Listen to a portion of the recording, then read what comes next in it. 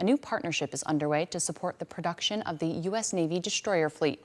This morning, Eastern Shipbuilding Group announced an agreement with shipbuilding giant Huntington Ingalls Industries. As News 13's Grace Velez tells us, Eastern officials shared more about the agreement today and talked about how it will enhance the nation's shipbuilding capabilities. On Monday, Eastern Shipbuilding Group officials announced they've entered into a 5-year agreement where they'll be producing structural units for U.S. Navy destroyers. Officials say this collaboration won't just give the company a competitive edge, but our country. Officials say partnering with a Tier 1 shipyard like Ingalls Shipbuilding supports a broader plan for the nation. They build all sorts of ships for the Navy and their combatants. There are only a handful of Tier 1 yards in the U.S. that can build these kind of things. So they'll get quite a bit of work from the government, and lately their workload has been expanding. The government has been looking to increase shipbuilding capacity and increase the speed with which we deliver some of these warships. DeCernia says the agreement can be attributed to Eastern Shipbuilding's performance on a pilot program. We engaged on this pilot program and built a unit that's of extremely high quality, and the customer was just totally pleased.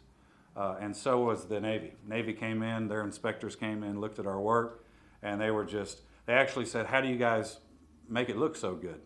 And we said, "Well, that's a secret. We can't tell you that." That first unit arrived at Ingalls headquarters in Pascagoula in August. When we get done with the unit, we actually wrap it.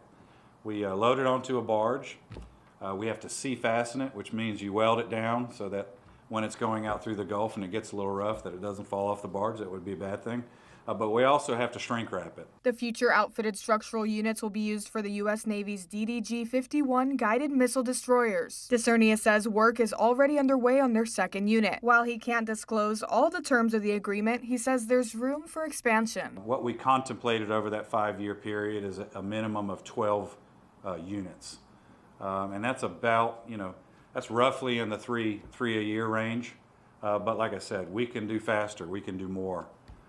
It just depends on what they're looking for and what kind of price they're willing to pay. DeCernia estimates ESG will have between 75 and 100 employees working on this project alone. Each unit is more than just a steel structure. They are outfitted with miles of piping, wireways, and various other systems. We pack them literally with all the various components to where they can pick it up when it's time to put it on the ship. They can pick it up, put it in the ship, and start connecting those systems right away. Although ESG's Coast Guard cutter contract was cut short, DeCernia says jobs like this help offset that loss. The economic impacts will have a ripple effect across the region. These units, each one of them, are several $1 million a piece.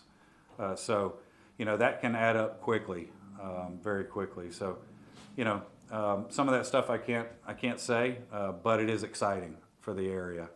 And it will bring quite a bit of economic benefit. In Panama City, Grace Velez, News 13, Panhandle Strong.